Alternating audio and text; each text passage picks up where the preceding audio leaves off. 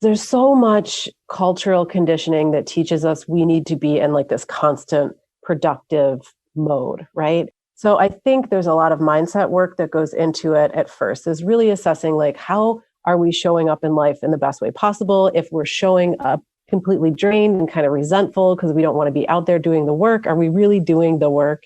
So we kind of assess that at first. And then this cycle mapping, once we understand our cycle, we can see that there's distinct phases to our cycle. Like we're feeling really productive for a week or two out of the month. And we're noticing we really kind of want to be home and kind of like feathering the nest for another part of the month. So once we can kind of align our mindset with the phases and the seasons of our cycle, a lot just kind of gels. I mean, we stop swimming upstream and we start to really get into the flow of life. Do you want to wake up feeling like you're stepping into who you're meant to be, into the best possible version of you? What if I told you that the key to your best life, health, and happiness are all around you? You just have to find what works for you. I'm Hope Pedraza, and I believe that there isn't just one way to live a healthy and meaningful life, and that all you need is a little inspiration to make changes that last from the inside out. Each week, I'll be sharing tangible tips and inspirational interviews to help you on your journey. These are the steps to take to improve your life and live with purpose. This is Hopeful and Wholesome. Hey friends, welcome back to Hopeful and Wholesome. Today I have on the show Tere Marie, and she is such a wonderful source of information about all things, really all things just women's health, right? So she is a transformational cyclical living coach. She's a doula. She's a yoga teacher. She is a reproductive health educator, a Reiki practitioner. She has so many credentials to her name, but really she is just a total expert on just helping women to reclaim their reproductive sovereignty, to really empower them to live with their cycle and really just embody their feminine. And that's what we're talking about today. So we're talking about how your cycle is your superpower, which sounds really obnoxious to a lot of you listening right now, because I know, like I mentioned this in the show, that's like so many people's least favorite time of the month. It's like there's nothing powerful or empowering about being on your dang period. But she is talking about how we can use our cycle as our superpower, how we can really connect to the cycle that we live in, because we are cyclical beings as women. Our hormones fluctuate just like the waning of the moon, right? And so we're going to talk about that and how to reclaim your feminine cycle wisdom, how to use it to optimize your life. I know you're going to get all your questions answered in this episode. So let's jump in.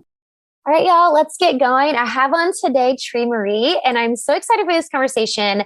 She is an expert on all things cyclical living, and she is a reproductive health educator and some other things that I just mentioned in the intro.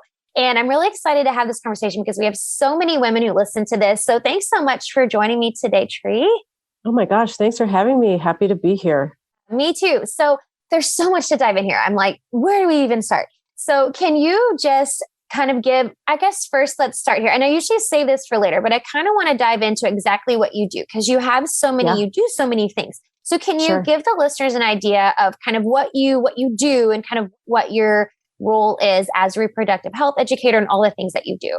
Yeah, absolutely. So the reason why my clients come to me are varied, but essentially what I do is I help people understand their bodies and their hormones. I teach people all about their cycles. Many of us are lacking in that education. So that's the first place where we start. I then teach folks how to track their cycles, to be able to monitor their hormonal status strictly by biomarkers that their body is giving them every single day. You may or may not have heard these involve temperature and cervical mucus and a few more items of that nature. And from that point, we get really familiar with tracking the cycle. And then I have a process I like to call cycle mapping, whereas we overlay dietary concerns, lifestyle, movement, productivity, energy levels, so many other factors of life on top of that cycle tracking. And from there, we really are able to dial in if somebody is, wanting to deepen their spiritual practice, if somebody is just wanting to learn how to live with the fluctuations of energy and mood throughout the month. So we work on that for about 3 months. Once we have 3 months worth of data, we can really start to dial into addressing cycle issues. If someone's having excessive bleeding or irregularity or missing cycles, so on and so forth, we're able to really kind of track what's going on hormonally. And there we start to apply usually dietary and lifestyle adjustments to help them feel better. Mm-hmm. I love that. That's so how empowering. I love all of that. That's so cool. So how do you kind of help women, I guess, understand like the power of their cycle, right? Because I think most of us, I know me included, it's like, oh God, it's like the worst time of the month. Like, I don't want to be excited about my cycle. Like there's nothing glamorous or exciting about this. So how do you help women kind of understand the power, like how their cycle is their superpower?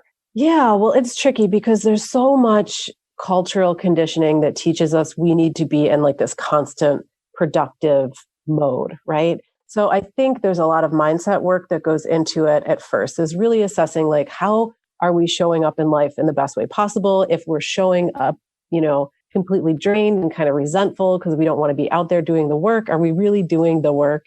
So we kind of assess that at first. And then this cycle mapping, once we understand our cycle, we can see that there's distinct phases to our cycle. Like we're feeling really productive for a week or two out of the month. And we're noticing we really kind of want to be home and, kind of like feathering the nest for another part of the month. So once we can kind of align our mindset with the phases and the seasons of our cycle, a lot just kind of gels. I mean, we stop swimming upstream and we start to really get into the flow of life.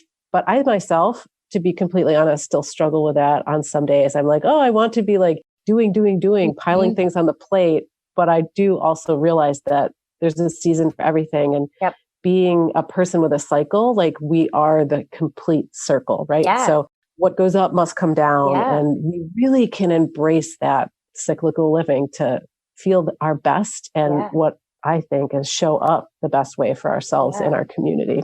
I love that. Yeah, for sure. So I guess my next question is how, like you're talking about social conditioning and stuff. So how have we become disconnected from our cycle and how can we reconnect? And you just gave some good examples, but I guess what has society, because I think a lot of it too is like, I think some people listening are probably like, I have no idea what you're talking about. Or like it's like, it's not because again, it's societal, how we view it, how we view the cycle and all that. So I guess, can you dive deeper into exactly what societal pressures have put on us in terms of what we think about our cycle, how we feel we should be in our cycle and all of that. And then I guess the more productive way, I don't know what word I'm looking for there, the more productive way to be able to like work with our cycle. Right. Absolutely.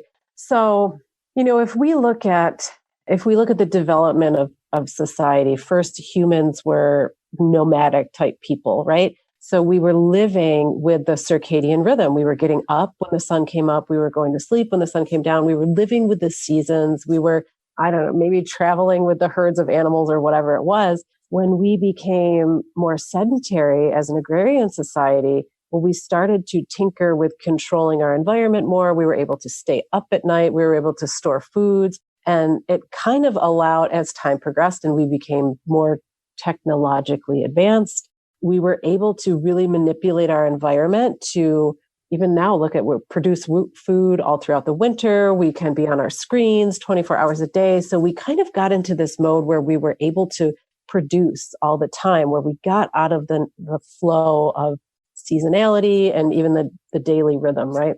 So I think that was kind of the start of it in our society. We moved on, flashback to the 1940s, 50s, 60s, I guess more, where women, and mostly women, but people with cycles, started to go from really being the caretakers of the home to starting to move into the workplace more.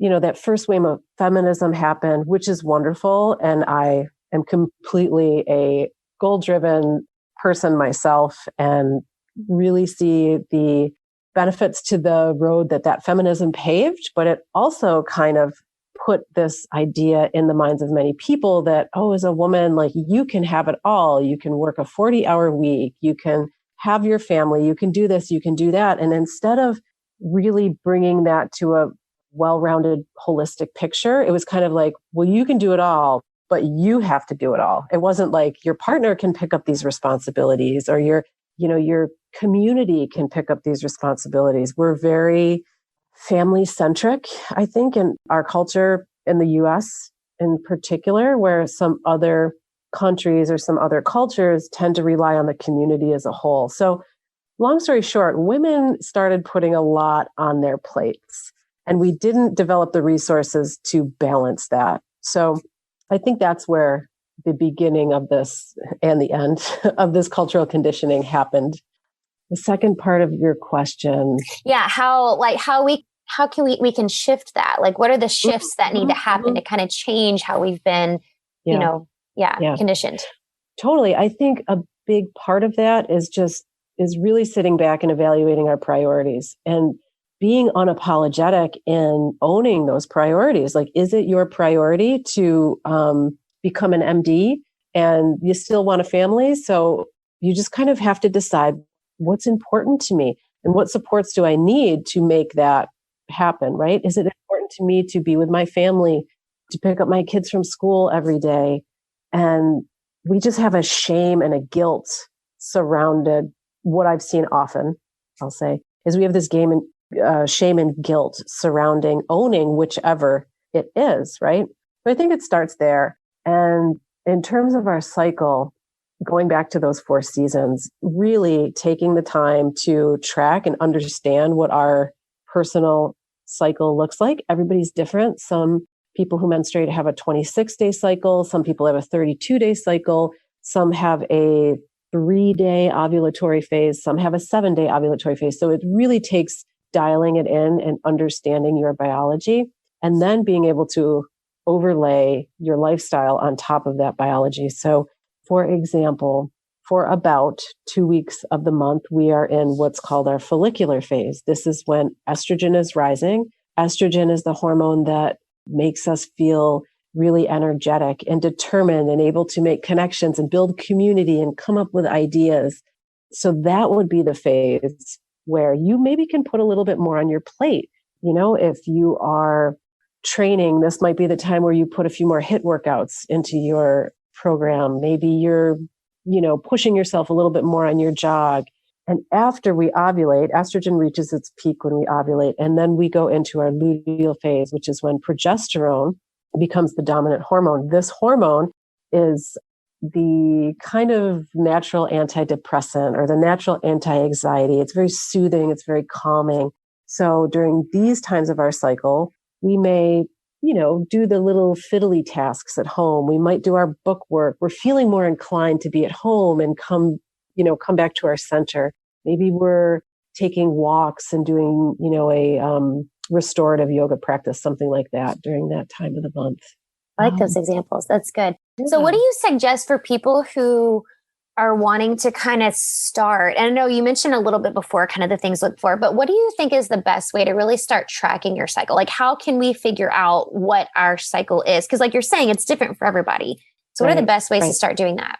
Yeah, I think I would always advocate working with an educator or a coach, because there will be a lot of questions that come up. Mm-hmm. There's a lot of really great resources out there, some fantastic books that can help people start learning how their cycle works. There's a handful of different methods. There is usually what's called a symptothermal method for tracking your fertility. Now that is looking at your temperature and your symptoms or your biomarkers, which is usually cervical mucus. I always suggest using at least those 2 parameters to check your fertility status throughout the month. So essentially what happens is you will take your temperature every day. Once you ovulate, your temperature takes up to a whole degree rise. This is because your metabolic needs increase, and I won't get in the weeds about that, but your cervical mucus also changes over time. Obviously, we menstruate, then we start to have that increasing estrogen. We start to see changes in our cervical mucus as estrogen increases. And then once we ovulate, cervical mucus essentially disappears. So tracking those 2 factors together, you can add on a few other things like the position of your cervix and some other very personal, if you always know you feel a little twinge of ovulation, or, start to notice your own factors along the way. Mm-hmm. Those are the best ways to start tracking. So again, I would suggest working with somebody to figure that out, but there's great resources. Taking Charge of Your Fertility is like the Bible by Tony Weschler. That's a great resource to get started. And then it just takes some time, it's not a quick fix. Right. You're kind of in it for at least 3 months to establish your pattern. And then it's just so empowering to really understand what's going on the inside. Right. Yeah, for sure. So what do you find? Because I'm sure you work with a lot of different types of women, but what do you find is the most, because I'm sure there's a lot of challenges that come up, right? When we're not connected to our cycle, right? So I guess what do you see? And that's again, what I was kind of getting to before is a lot of people don't, it's like people I work with, like they don't know they don't feel good till they realize what it's like to feel good. And they're like, oh, I felt crappy this whole time and I had no idea. Yeah. So what do you think are some I guess symptoms is the right word, symptoms of people who are women who are kind of disconnected from that cycle that you kind of see subside as you start working with them to be reconnected to their cycle? Yeah. Usually the most common symptoms or the most common reason I see people coming to me is quite honestly birth control. As they say, I was put on birth control when I was 14 years old because my cycles were inconsistent for whatever reason, heavy bleeding, whatever it was. And I've never had a libido. I've never really felt dynamic in any way. I kind of just feel like I'm going through my life like this, so that's the number one reason. Aside from birth control, people will come to me for a myriad of reasons: inconsistent cycles, missing cycles, heavy bleeding, tender breast, moodiness and emotional instability may be number two reason why I see people come to me. But quite often what we find is there's an imbalance of hormones. I mean, our bodies are so intelligently designed. I just think, you take a breath in, your body takes that into its lungs, it converts the oxygen and becomes in your bloodstream, and then you exhale. It's just amazing. So our reproductive system is not the outlier. It's not the one that's going to keep you in bed for 3 days because your cramps and bleeding are so rough. I mean, that is information. Those symptoms are information that your body's saying, hey, whoa, please pay attention to this because I'm not, my micronutrient status isn't what it should be, or I'm so super stressed out. I am prioritizing my survival instead of being able to reproduce. Yep, for sure. Yeah. I mean, that was me. I was, that was the whole reason I got on birth control when I was, I don't know how old I was, maybe 18 or something, 19. It was that. I mean, I had horrendous PMS, debilitating cramps, bent over, wanting to puke, just debilitating. And it's that's the solution they offer you, right? It's because it fixes them. I mean, it's it fixes the symptoms, right? It's not fixing the problem. But then, like you said, and you realize, well, not everybody realizes, but a lot of people realize as you get older, the long-term implications of using that. I mean, honestly, I didn't realize the long-term implications until, within the last 5 years when I really started diving into my nutrition studies and all of that, where it's oh, wow, I've had all these gut issues for so long. And I'm reading all the different side effects to your gut and your microbiome and all that from using birth control. So my question is, for women who come to you for that specific reason, they're on birth control, they want to go, because I'm sure some people listening are this sounds interesting, but they're terrified to get off birth control. They're I'm not trying to have a baby right now. So how do you help with that? What are you telling women who are I want to get off the birth control, but I don't want to get pregnant? How do you help that? Yeah, it really takes, thanks for sharing your story. It's a very legitimate concern. I'll say that. And I would never advocate for anybody to start having intercourse until they are 100% confident in their observations. There are, for lack of a family planning or contraception recommendations that we make, but I never recommend that somebody engages in intercourse without a secondary barrier method until they're absolutely confident about their observations. There's another, because it's really scary. I mean, and it's a huge responsibility to have a baby. We are also told, along with that lack of menstrual education, that we can get pregnant at any time. Anytime. Exactly. It's you're going to explode. It's anytime. Yes. But it's really only once you ovulate, that egg is only surviving for 12 to 24 hours, right? So there's a very small window. Now, sperm can live in the body for up to 5 days under ideal conditions. Sperm is sneaky. So you have to really be conscious about what actions you're taking, right? You have to make good choices. But once you're confident, once you have the education, once you are confident in what you're observing in your body, you can move forward with pretty good success rate. I mean, fertility awareness is 98% effective with perfect use. Wow. I want to say, yeah, it is. But that's perfect use. I mean, that is using your temperature and your cervical mucus and taking your temperature at the same time every day. Everything has to be right. Yeah. But I think birth control is only 98 or 99%. I think it's, depending on which one you take, it's like 99. Yeah. Yeah. So, it's very empowering to take control of your fertility. It really is. But it does take time and practice. And I don't think anybody should move forward until they feel really confident about it. Yeah, that makes sense. So it can kind of, it's kind of, we want to have sex at our peak fertility times. So it's a little, you have to hold it in both hands. Yeah, for sure. Right. Yeah, that makes sense. So I always like to give tangible tips and stuff here. So, and you did mention, how to start kind of tracking your cycle and all that, but I guess what are a few things that the women listening can do now to really start to take control and really start to, I guess, really optimize their cycle, right? Like that cyclical living. Like what can we do to kind of get started with that? Yeah. I mean, if you are going to just kind of start on your own, I would say Taking Charge of Your Fertility by Toni Weschler. Read that book. It is a great resource. What I would do for anyone who is just starting out, I would just simply start making notes in your agenda or your journal or whatever it is that you keep. Like take a real pen and a real piece of paper and start writing down observations every day and just, keep it low key. Yeah. Maybe just a few notes about your mood. I had high energy, low energy, any observations that you're noting that could be cycle related. If there's any bleeding, if you're noting any mucus, if you're having any PMS symptoms. I think just getting in that routine of marking something down and then being able to observe that pattern over time. Period tracking apps are a huge resource that we have now.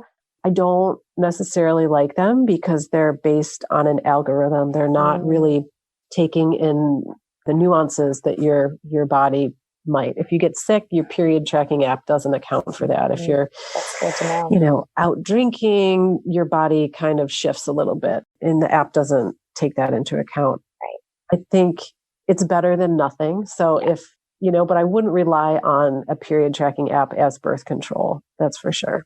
Okay. That's good to know. Because I think that's what I hear the most often is that's how people track, is one of the apps. Yeah. So that's good information to know. Yeah. And, of course, I wouldn't recommend that anybody just stop birth control cold turkey. Right. I think there's a lot of things you can do to prepare for that. You should kind of see it as a long process. You want to remineralize your body and have your nutrition on par. So your body's ready to make those hormones when you do come off. Yeah. What do you find this may be out of your scope of practice. I'm not sure you're really concerned with helping people so much heal their bodies from birth control. Cause I know it's more about getting, but do you have any, or have you found what are the most common things that people who are coming to you, when you're coming to you getting off birth control, what are the most common things that they need to do to kind of repair their body from that? Yeah. I mean, it's really, so coming off birth control is like going through puberty again, right? So you have to really be committed to letting your body take the time it needs to start getting in the process of producing hormones again, right? So we essentially, when we go on birth control, we kind of just put a brick wall between our reproductive cycle. And there's different types of birth control, right? There's some that are progesterone or progestin based, and there's some that are estrogen based. So it all depends on what somebody's coming off of. But like I said, just getting that diet and nutrition status back on track. Our body needs, a certain amount of healthy fats to produce hormones. We need to be sleeping well. Most of our hormones are produced at night. So we really just need to get those pillars of health on track before we transition off birth control. Yeah. And then, just do what we can to make ourselves comfortable. Your cycle may be 20 days, 1 month, and 40 days the next month. There's a lot of transition. So well, that's good. It is. Yeah. Cause it is quite a process. Yeah. So, and I do like that because you mentioned before, about like tracking and taking notes and stuff. And I love that tip because that's like one of my number one tips too, just for people getting started with like their health, is it's like building that awareness, right? Because a lot of times we go through a whole life with having zero awareness about what's going on in our body. And it really is, it is so simple, just like taking notes about how you feel. It seems like, okay, that seems dumb, but it really is super empowering because you really have no idea until you start taking notes on it. Because I'm the same with my clients. Like, let's track, what you're eating, how you feel when you eat, how did you feel before you ate, what mood were you in? Like, is it all affects all the things? So I love that you said that about just getting started with your cycle, because it's so important to understand how you're feeling and how, what's going on in your body. 100%. So I love that. Just getting the muscle memory, right? Of like observing what's going on with you. And to make it even less complicated, if somebody just wanted to mark on a calendar, like their days of bleeding, like that's a great start too. Super simple, easy to observe. Just keep it simple. I like that. Those are great tips. I like it. I love that. Yeah.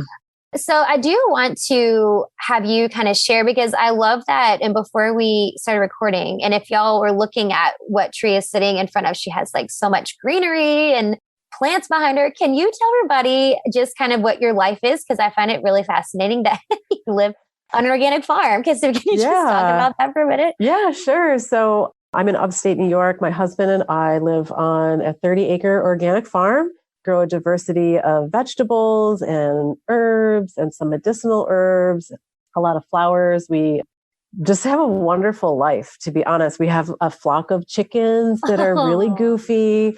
I never thought I'd be a chicken lady, but here I am.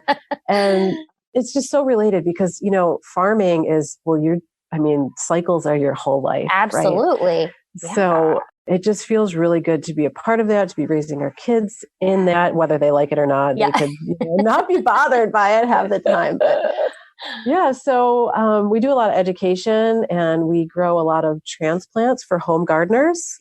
We have like seven greenhouses that we fill with plants and teach a lot of people how to grow their own food and become more sovereign in that, as well as their fertility. So I love it. And it is all related. I love that. It's just like, it's like full circle. Like, that's so cool. I love that so much. Thanks. So I like to ask everybody the same question, but before I ask you that, can you just tell everybody where they can find you and learn more about this? Because I know I have a lot of people always asking me stuff about this. So I know people are going to be super interested in learning more about you and learning about working with you and cyclical living and all that. Yeah, sure. Thanks for asking. I can be found on Instagram. Cycle Alchemist is my handle there. I have a website. It'll probably be in the show notes. Ceremonialist.com. I work with people ongoing as a coach. I have a course also if you're kind of more the DIY person. I'm happy to do consults with folks for free. If you hop over to the website, you can see where to sign up for a free session with me. And I think that's it. Okay, cool. Yeah. And I'll for sure have all the links to those in the show notes for all of those. So that's, great stuff. Thanks so much. A question that I always like to end with, ask everybody, what do you think is the most important thing you can do to live with purpose? To live with purpose. I think it's just to find what lights you up, right? And to be intentional about incorporating that into your day or your week or your routine in some kind of way. To always come back to that thing that lights you up, whether it's nutrition or writing a book or yoga or, I don't know, video games even, but just making sure that you create the space in your life to do what lights you up. I love that. I love that so much. That's perfect because we're all about like living out our purpose here. So I love that. What lights you up is your purpose. Awesome. Yeah. Awesome. Thank you so much for sharing all your wisdom on this, Tere. This is super enlightening and really empowering. It's such an empowering conversation to take control of your femininity and all of that. So thank you so much for sharing all of that. Thanks for having me. This was a great chat. Yes. Thanks for listening to Hopeful and Wholesome, y'all. If you found value in this week's episode, please subscribe on iTunes or wherever you get your podcasts and leave a review to let me know what you thought. I love to know what you find useful in these episodes so I know how I can provide the most value I can to my listeners. And if you have topics that you want to know more about, I'd love to hear those as well. So shoot me a message on Instagram, Facebook, or LinkedIn. It's @TheHopePedraza or visit my website, hopefulandwholesome.com. Thanks, y'all.